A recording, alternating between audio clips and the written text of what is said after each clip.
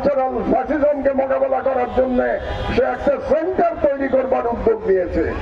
ভাবতে পারেন এই যুগে যখন তরুণেরা বই পড়া ছেড়ে দিয়েছে, তখন সেই কালচারাল সেন্টারে হাদি ঘুরে ঘুরে মানুষের কাছ থেকে বই জোগাড় করছে আগামী প্রজন্মকে উপযুক্ত করবার জন্য, ইন্টেলেকচুয়াল ফাইট করবার জন্য, কালচারাল ফ্যাসিজম মোকাবেলা করবার জন্য। এতটা দূরদর্শিতা ছিল হাদির মধ্যে। আমি আপনাদের সামনে, সকলের সামনে, আমি আজ থেকে হাদির সেই কালচারাল সেন্টারের দায়িত্ব গ্রহণ করলাম।